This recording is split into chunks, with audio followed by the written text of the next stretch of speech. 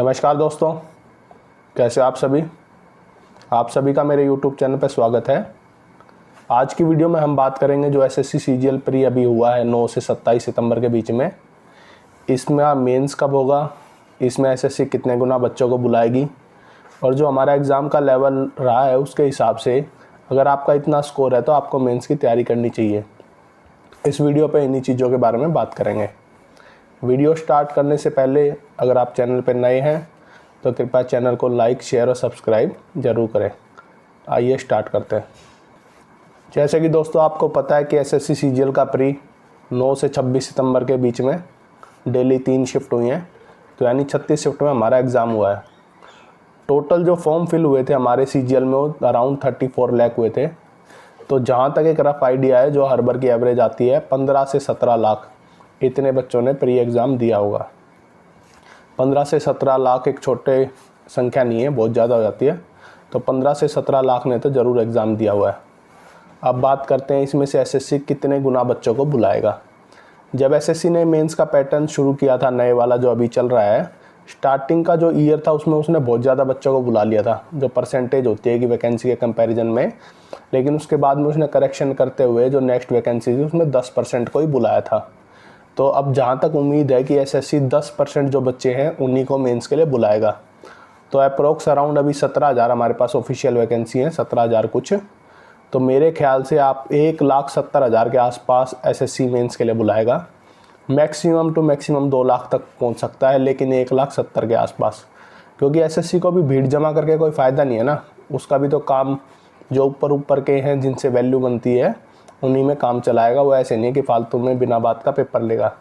तो जहाँ तक मुझे लगता है 1,70,000 के आसपास बच्चे सिलेक्ट होंगे मेंस के लिए। अब बात करते हैं एग्ज़ाम का लेवल कैसे आया था।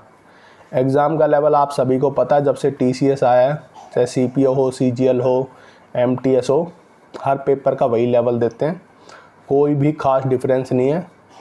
मैथ, रीजनिंग, जीके और इंग्लिश।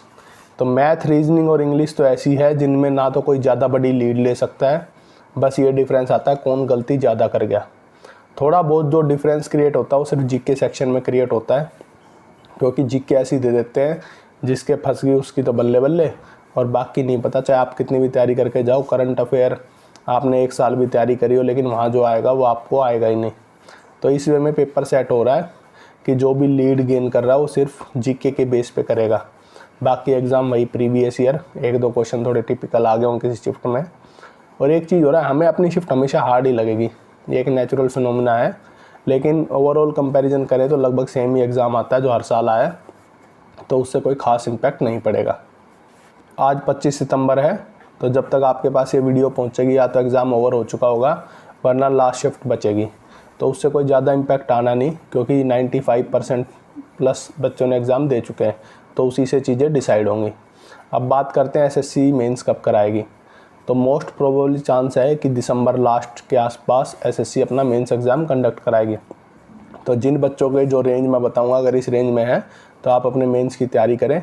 और अगर आप अच्छा स्कोर करते हैं, क्योंकि अब एसएससी 1 दिन का रह गया, उससे कोई फ़र्क नहीं पड़ता कि उसकी तैयारी आपसे कितना बेटर है। अगर जीएस में आपका दिन सही है, आपकी तैयारी सही है, तो आप आराम से पूरी भीड़ को पीछे छोड़ दोगे। तो ये मत सोचना कि मैं लाइन पे पास हुआ हूँ, मैं कंपटीशन में नहीं हूँ। कोई भी क्रैक कर सकता है। अब सिर्फ 1 दिन का मैटर बच गया है कि वो दिन किसका अच्छा है। तो आप अपनी तैयारी को अच्छे से रखें। अब आखिरी में बात करते हैं कट ऑफ। कट ऑफ तो वैसे आंसर की के बाद पता लगती है, लेकिन एक रफ़ आइडिया कि अगर आपको लगता है कि आपका स्कोर इस रेंज में है तो आपको मेंस की तैयारी करनी चाहिए।